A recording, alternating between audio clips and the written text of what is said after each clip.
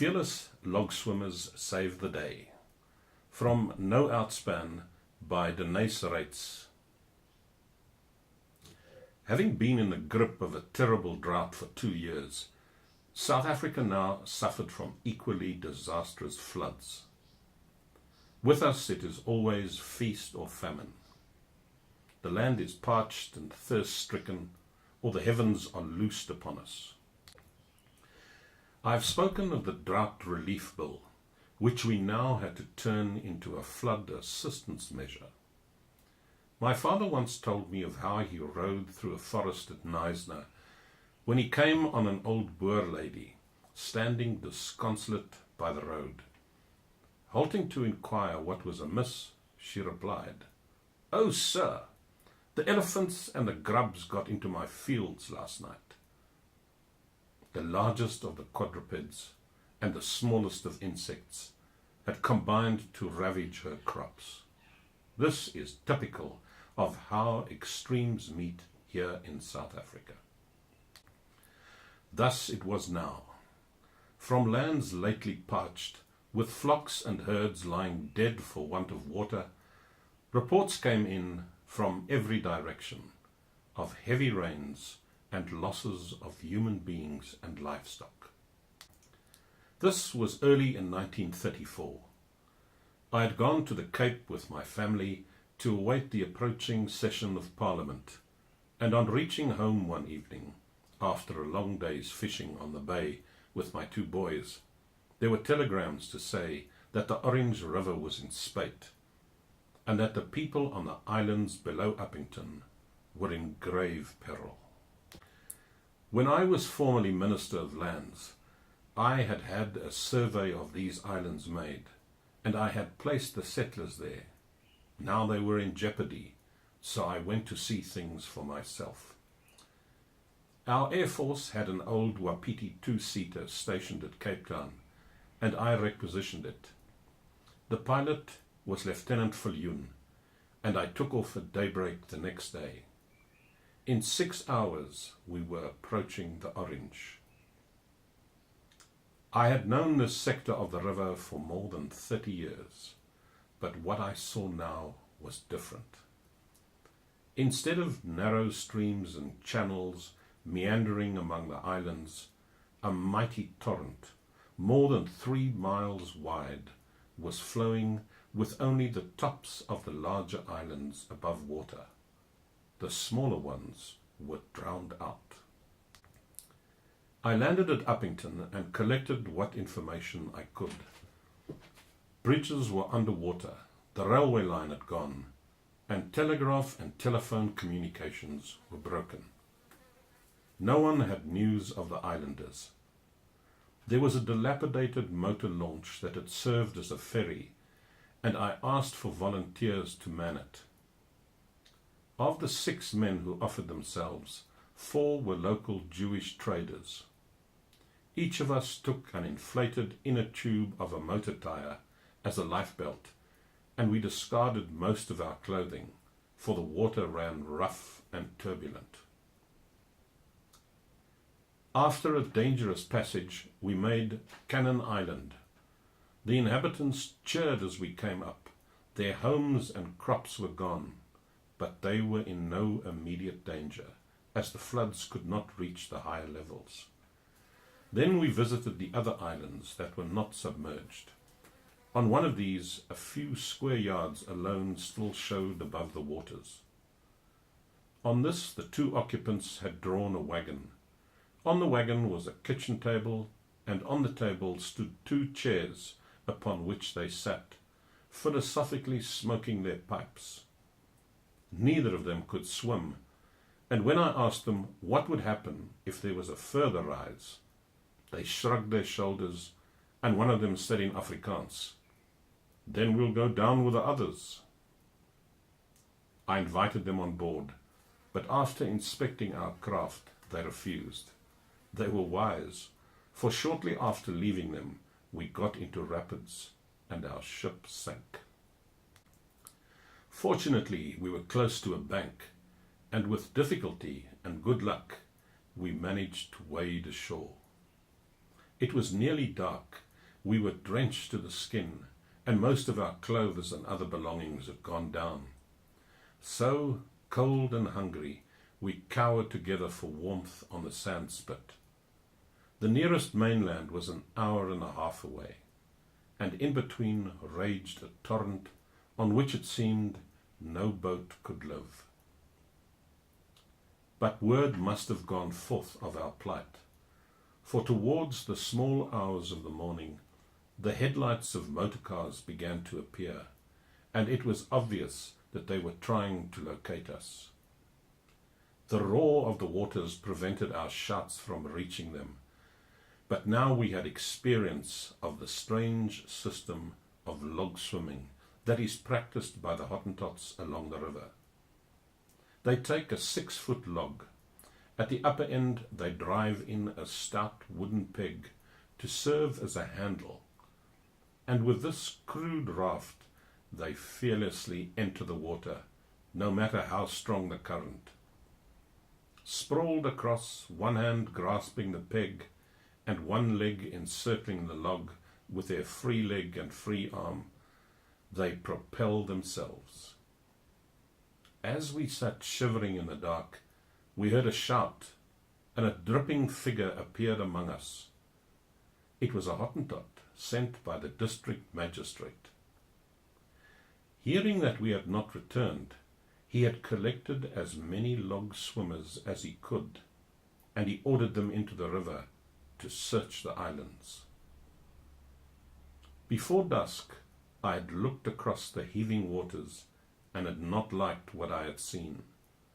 Submerged reefs broke the current into great waves from 10 to 15 feet high, and to plunge into this in broad daylight requires a stout heart. But the Hottentot swimmers, precariously astride their logs, had not hesitated to make the passage in the dark. The man who reached us made light of his feat, and when we told him what we had to tell, he re-entered the stream and was swallowed into the night. He made the return journey in safety, for not long after daybreak we saw a large boat, navigated by more Hottentots, approaching us from above. We watched them anxiously, but as the boat was coming downstream and not across the current, it had an easier passage, and ultimately they were able to take us off. The home journey was difficult, but after a struggle we got in, amid enthusiastic plaudits from the crowd that had collected to watch the rescue operations. I was told that these swimming logs are passed from father to son, like family heirlooms, and I heard of a European who tried to chop one for firewood, being half murdered before he was extricated. A car owner raced me back to Uppington, and I planned to drop supplies on the islands. We manufactured parachutes from sheets and tablecloths, and we attached tins of food of various kind. Loaded with these, I made several journeys over the stricken area, and in every case I was able to drop the bombs with accuracy, and saw men and women and children rushing to retrieve them, waving their arms in greetings as we flew by. Having provisioned them as well as I could, I went down the river the next day to see what had happened to the construction works at Fielsdrift. We passed Cannon Island and the other islands as before. Then we flew down to Kaimus and Kakamas, where I could see immense damage. Soon after passing Kakamas, we saw a great pillar of smoke in the sky. It was spray rising from the Ochrabi's falls. We circled round. Above the falls, the flooded river was 3 or 4 miles broad. Then the water entered the ravine and leaped into the canyon 500 feet below. It was a stupendous sight, and I believe that my pilot and I were the first men to see the Ochrabis in flood, for normally it is impossible to get near during the rains. My record for swimming up the gorge years ago also still holds. We continued down the river, and after a while we were over Goodhouse. I had been at this place not long before, and on that occasion old Karl Weidner had subjected me to a lecture on his favourite topic, that South Africa was drying up. As we passed overhead, I could see his orchards and fields under water, and only the roof of his homestead was visible. The poor fellow was standing in his shirt sleeves, surveying the havoc from a rise, so I dropped him a message. "Terribly sorry, but you said South Africa was drying up." The note fell almost at his feet, and I saw him pick it up. He read it and then shook his fist at the plane. But when I met him long after, he chuckled and agreed that the joke was on him. From here we continued to Vioolsdrift. The engineers had received timely warning, and they succeeded in dragging most of the tractors and machinery out of harm's way. Among the white tents on the hill, I could see the workmen gazing at the progress of the floods, and here again I left a greeting. Beyond Vioolsdrift, we flew over the most jagged country I've seen in my life, serrated mountains that stood up like shark's teeth, and our engine selected this moment to do frightening things. There came a series of bangs and knocks, which felt as if the machine were being torn to pieces. I was in communication with Lieutenant Viljoen by earphone, and I heard him say, "Beg pardon, sir, engine trouble." This was only too obvious, and a moment later he said, "Sir, I'm afraid we'll have to jump for it." The parachutes we wore in those days were bulky, cumbersome things, and I had unbuckled and thrown mine into the narrow tunnel to the rear of the cockpit. It was not easy to crawl down that restricted passage, but in a matter of seconds I went on hands and knees and fished it out. The knocking and shaking of the engine was unabated, and I confess that the thought of leaping out onto the forbidding range below was uninviting.